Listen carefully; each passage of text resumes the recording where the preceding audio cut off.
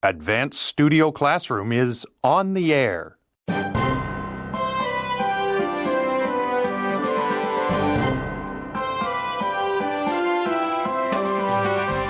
Join us today as we talk about some of life's big challenges.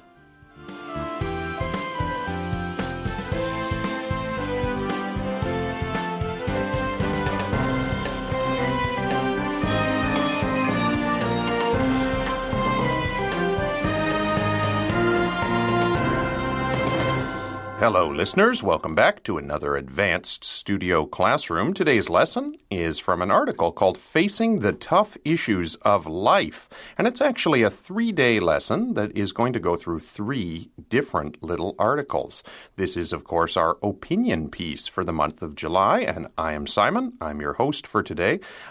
We are kind of lucky that this isn't an opinion piece because today I have 2 very opinionated panelists joining me.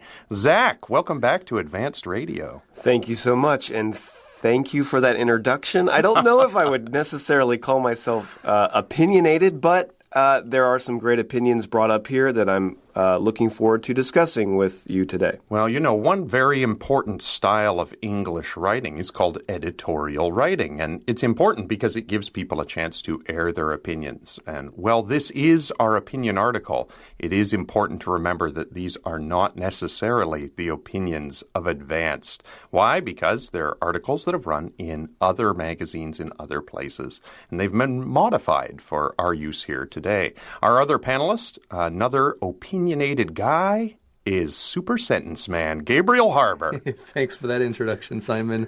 Yes, perhaps our advanced listeners haven't seen Super Sentence Man in a long time because of the English level. But yeah, I'm, like Zach, I wouldn't say I'm an opinionated person, but I definitely have my opinions about things, and I'm glad that I could be joining you guys for today's topics. Well, I am an opinionated guy, and I'm not apologetic about that at all. I don't feel sorry for my opinions. Way to go, Simon! Yeah. Opinionated Simon! And my opinion is that this is going to be a great article to discuss with you, too, because, of course, today's article is called Living with Children, Parenting versus Child-Rearing, and so it's about having kids. And all 3 of us on the panel today are fairly new fathers. It's true. All 3 kids, I think, though, are under the age of 2. Yeah. So we are new fathers, so obviously our opinions are subject to change, I imagine, over time, but hopefully with a lot to learn. That's right. And our kids are all about 3 months apart in age, right? That's true. So they play together, and we spend a lot of time together watching each other parent and and judging each other. Parent or child? Oh, good one. I was going to say learning from each other, not judging each other, but I suppose that's probably true too. So this article, again, this is the article for July 15th, 2019. It's called Living with Children, Parenting versus Child-Rearing, and it is an opinion article. So you want to keep that in mind. Some of the terms they use in this article are terms that can be used in different ways. And so the way the writer uses them doesn't necessarily mean that everybody who is using that term means these things by it, but we'll point those things out for you as we go through the article. Let's start with this article now. If you are holding your Advanced magazine, you will find this on page 26 of your July issue. We're going to read the first column on the left-hand side and the top of the right column in our first reading. So let's get to that reading now.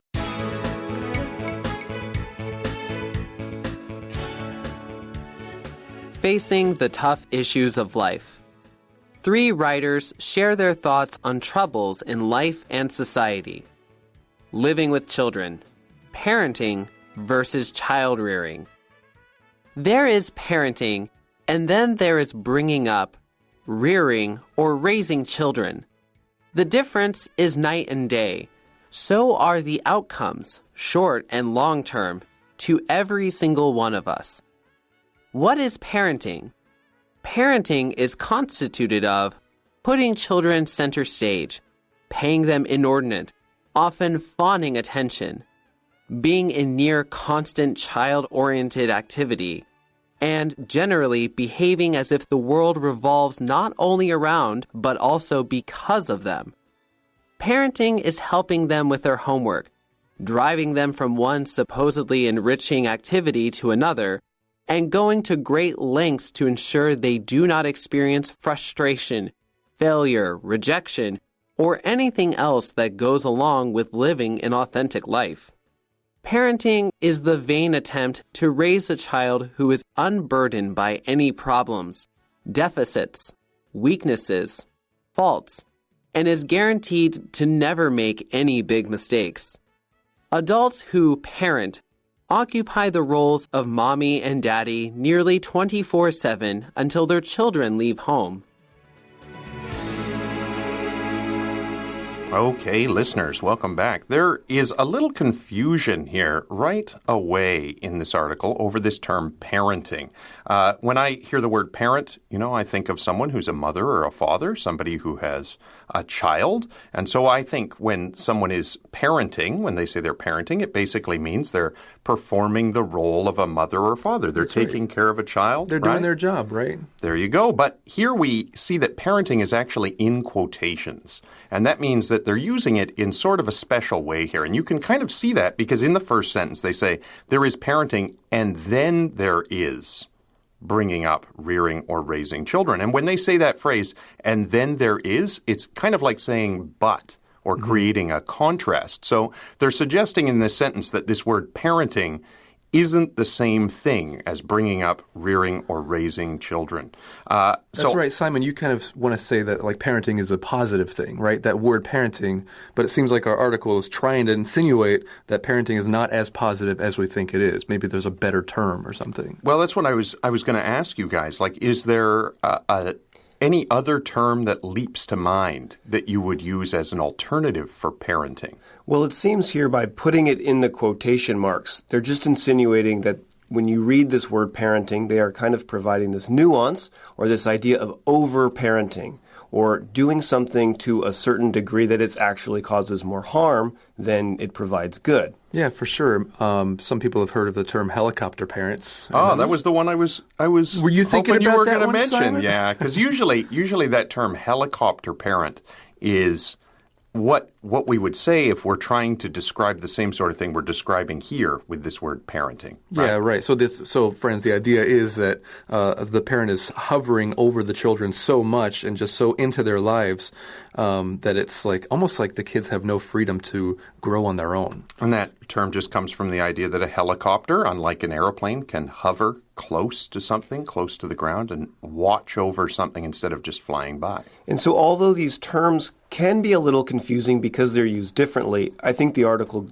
eventually goes on to kind of provide that nuance and describe that contrast quite clearly. Okay, so as we continue on with that first section, they say the difference, and of course they mean here the difference between that parenting in quotations, so their special use of parenting here, and bringing up, rearing, or raising children. The difference is night and day. So are the outcomes, short and long term, to every single one of us. What do they mean by the outcomes, short and long term?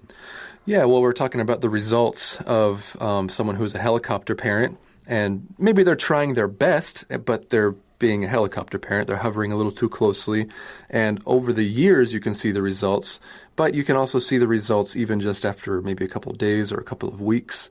So that's what the lesson's talking about. And parenting obviously occurs both in the short term and the long term, right?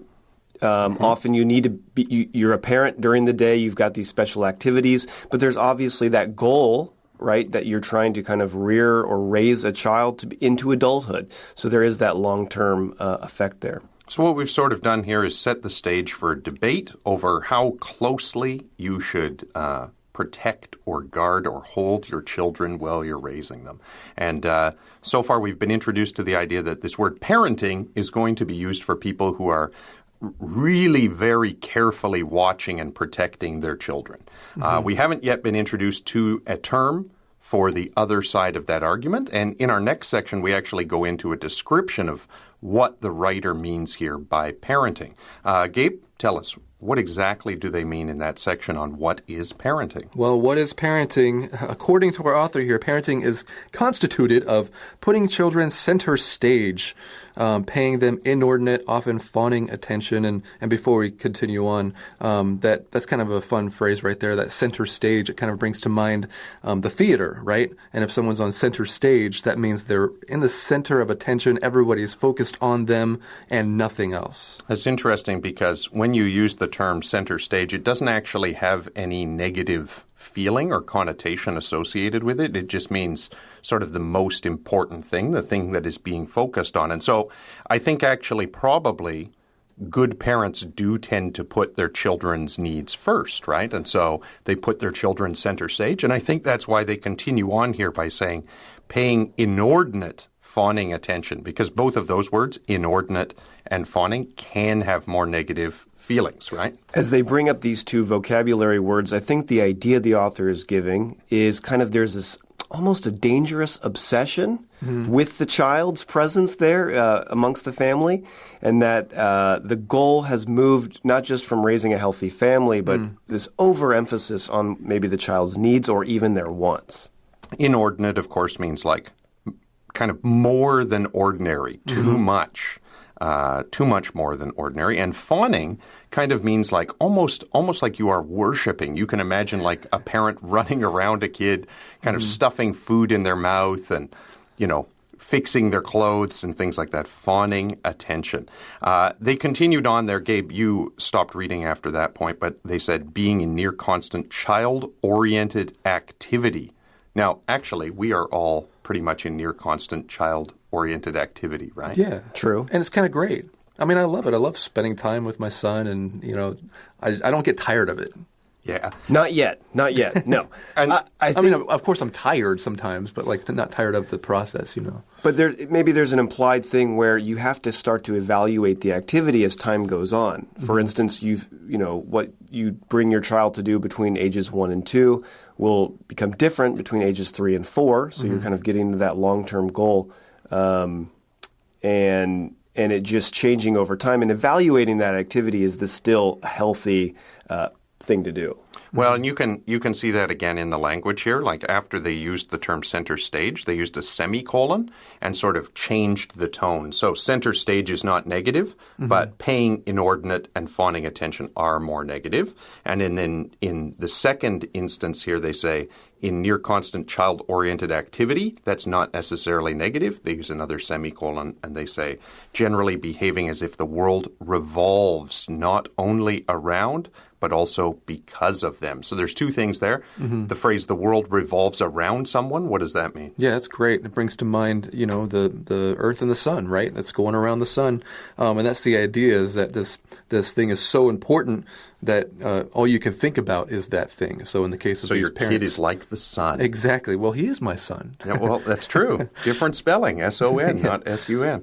And revolving because of someone, what is that? An even scarier proposition would be the fact that they're in motion or orbiting precisely because this person even exists. Sure. So it just means your kid is so important that everything else in the world exists to serve the kid. That's right. The idea, well right? said. And Simon, like you mentioned before, we're all new dads. So we've all had our first children. And I think a lot of parents would agree, the first kids, you spend a lot of time, you're just trying to figure out how to be a parent. And so a lot of time might be revolving around them, and you're trying to figure out the balance for how to be a good parent. But I think it's a great reminder that the world does not just revolve around this new person in life just because they came in recently. That is good news. So they go on to list a bunch of things that parents might do. And I suppose, again, these could be things that you are doing in a positive way or a negative way. And I guess it really depends on the attitude you take as you do those things. So they give the example of helping them with their homework, driving them from one supposedly enriching activity to another. Now, that sounds a little more negative because of a couple of the words there. What are the negative words in that part? So here you see the adverb supposedly. Yeah, and enriching activity means like to make richer or to make better. So if it's supposedly enriching, a good example of this might be something like your kid is in a class that they don't really understand, but Right. they're there because... Well, maybe they're there just to check your own parenting box. It's good for Supposedly enriching. What do you mean by that? Check your parenting box. Well, I suppose there are, within the parenting communities or just, in neighborhoods, there are these expectations. Sometimes they're good and oftentimes they're not good. And we can kind of compile these lists saying, to be a good parent, I must take my child to X, Y, and Z, to this place. Sports activity. Yeah. Yep.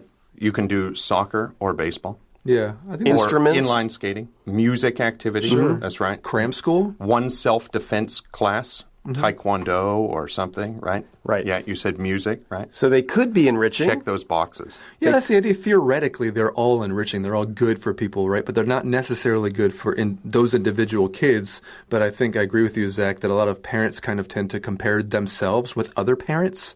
And in that way, they're checking off their parenting box. Honestly, though, even if things are supposedly enriching, I don't know that they're a really bad idea. Like, one of the real benefits of classes for kids that I've experienced is you get to meet other kids about the same age and other parents in a way that you might not be able to do otherwise. So I think it can be good for the parents as well as for the kid. Certainly, we don't want to throw the baby out with the bathwater, as it were.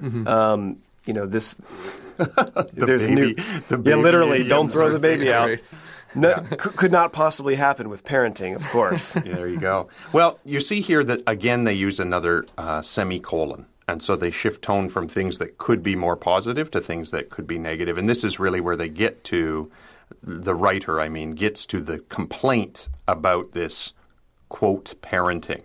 And the idea here is that going to great lengths to ensure your children do not experience frustration, failure, rejection, or anything else that goes along with living an authentic life. And that is the negative thing here. So if you are over-parenting, taking care of your kid to the point that nothing bad ever happens to them, they don't learn anything, then that is probably a problem. They go on to explain what parenting in this way really is about. What is it, Gabe? All right. Well, according to our author, parenting is the vain attempt to raise a child who is unburdened by any problems, deficits, weaknesses, faults, and is guaranteed to never make any big mistakes. It sounds like he has observed a lot of negative parenting styles, and so his tone is a little bit sarcastic here, and he's trying to take it out in this lesson, which is good. I appreciate it. But again, I think that maybe the term overparenting or helicopter parent might be a better term. My feelings are a little hurt here. I've been thinking of myself as a parent for more than a year now, and now I find out that this is maybe a terrible thing. So listeners, we want you to bear in mind here that this is an opinion piece, and so the term parenting as it's being used again, not everyone who says parenting means these negative things. That's specifically the way they're using it in this article. So if you feel that you are a parent and you don't feel you are doing all these negative things, good for you. Yeah. Wonderful. And that brings us to the other term they use here, which doesn't always have the meaning that it's being given here. And that term is child rearing. You can join us again on page 26 of your magazine. We're going to read the second reading for today.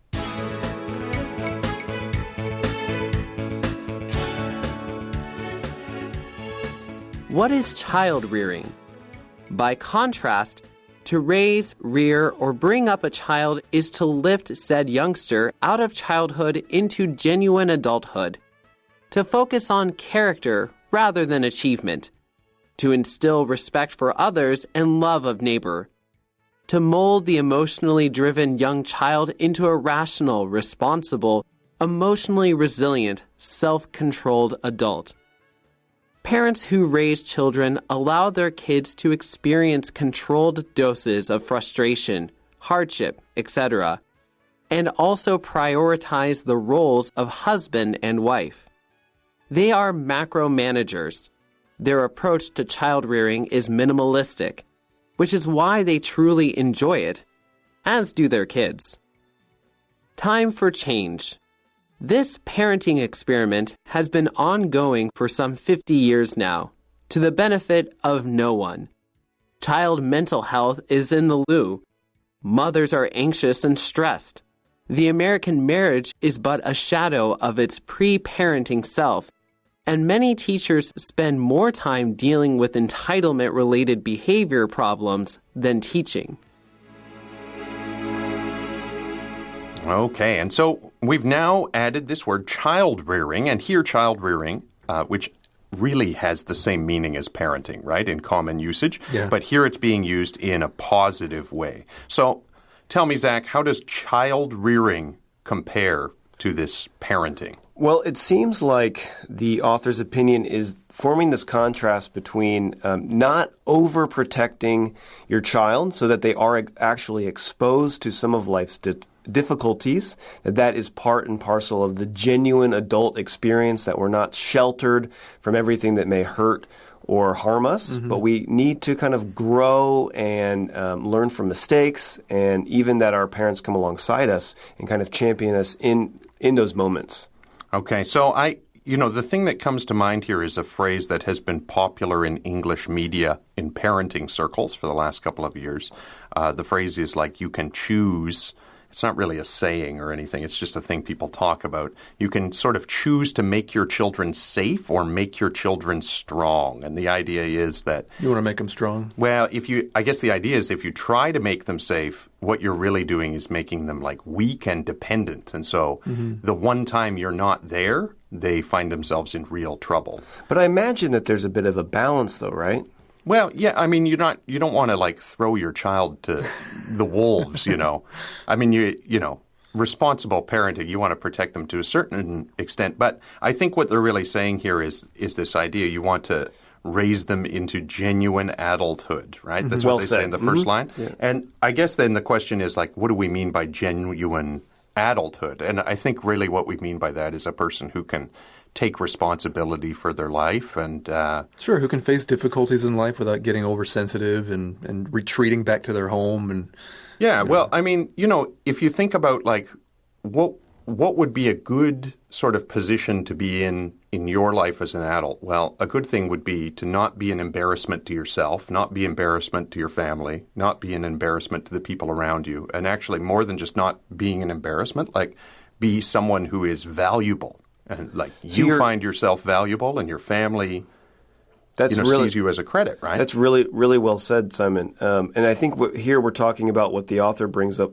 We're talking about one's character instead of one's just their mere achievements, kind of what they've been able to perform. But their character, their quality of person, and someone who has respect amongst their peers and for themselves. Well, that's an interesting idea, the idea of character, because it rather than achievement. The reason I think that's interesting is just the other day, I can't remember where I heard it, but I heard someone talking about how their kid was in a soccer competition where they didn't keep score. So like everybody won. Oh boy. And the person was sort of saying like, when everybody wins, nobody wins. Yeah, it's true. And so what you lose there is, everybody's going to lose sometimes. And the valuable thing as a parent, if your kid loses, is you get to say, like, you might have lost, but that doesn't make you a loser. Yeah. Right? So you can learn that even though you lose, you can continue. Did you hear that, folks? Child rearing in a soundbite. There we go. So the idea, we go through all of these different things. We want to raise them into genuine adulthood, to focus on character rather than achievement, to instill respect for others and love of neighbors. So, to be part of this community, to mold the emotionally driven young child into a rational, responsible, emotionally resilient, self-controlled adult. So the two terms that stand out to me there are emotionally resilient and self-controlled. What do we mean by each of those? Well, for emotionally resilient, that word resilience just kind of refers to perseverance, or just to kind of be able to be emotionally mature in a way that can handle tough things and to kind of press forward when it's time to move on. Like you don't fly into an uncontrolled depression every time something bad happens. Yeah, exactly. Sure, right? You sort of pick yourself up. And self-controlled, what does that mean? Yeah, well, I mean, it just means that you're making the right decisions. You're not flying off the handle. You're not losing your temper. You're not giving into, I would say, emotions as well all the time, and just the way that life makes you feel, especially when life is difficult. And so, yeah, that's part of what it means to be self-controlled. So they go on and they introduce us to this idea of balance that I think both of you mentioned earlier. They say parents who raise children allow their kids to experience controlled doses. So the idea of a controlled dose is if you're giving someone a little bit of something, just enough that they can handle it. A dose is like medicine, right? For sure. So you're giving them just enough for their need. And instead of medicine here, you're giving them a chance to experience frustration and hardship, and also prioritize the roles of husband and wife. Now, that's actually a separate thing. So you're allowing them to experience like loss and frustration and things, but you're also prioritizing your role in the relationship. And I appreciate that our author mentioned this idea, the relationship between husband and wife, because we just talked about the idea of the world maybe revolving around your kids, and that's what happens with a lot of people, is that their whole world becomes about their kid and what's going to be best for the kid. But as Zach mentioned before, it's not just about what's best for the kid, but what's best for the family. You're raising a family. Never forget the most important person in your life actually is your husband or your wife. Of course, your love for your kid is going to grow out of that. Okay, so they press on here to say that child rearing process is a macro management process. And macro management, of course, means big picture, as opposed to micromanagement, where you're taking care of all of the little details. So the idea then is that you kind of want to take a step back sometimes and let the child experience life for themselves. And they say that that is enjoyable for the parents and for the kids. They go on to the next section and say, time for change. What do they mean by that, Zach? Well, each generation kind of has experienced their own version of parenting. And throughout time, it seems like, or more and more recently, that people are really trying to perfect this idea of parenting. But you want to be careful. I mean, I think on one hand that there is this genuine intention of wanting to parent, but you don't want to take it too far. So when they say pre-parenting experiment, I think what they're really talking about is this whole industry of parenting, where you get these parenting books and parenting classes and all that sort of stuff. It's been going on for 50 years. And they say here, the writer says, to the benefit of no one, meaning it hasn't really helped anybody be a better parent. And as evidence of that, they say child mental health is in the loo, which kind of means like in the toilet. That's when you say something's in the toilet, you mean it's in terrible condition. They say mothers are anxious and stressed, and American marriage is but a shadow of its pre-parenting self. Now, Gabe, what is it when something is a shadow of itself? Well, it's not what it's supposed to be, that's for sure. It's not the reality of what it used to be. Yeah, it's not as good as it used to be. Yeah. The other thing they say here is that teachers are now spending all this time dealing with entitlement-related behavior problems. When we say entitlement, it just means you think your child deserves the best from everybody all the time, and that causes trouble. And that really kind of hits the nail on the head. Listeners, thank you for joining us today. Tomorrow we're going to continue discussing the tough issues of life by talking about loneliness. Until then, I'm Simon. I'm Zach. Gabe. Saying goodbye for now. Goodbye. Bye.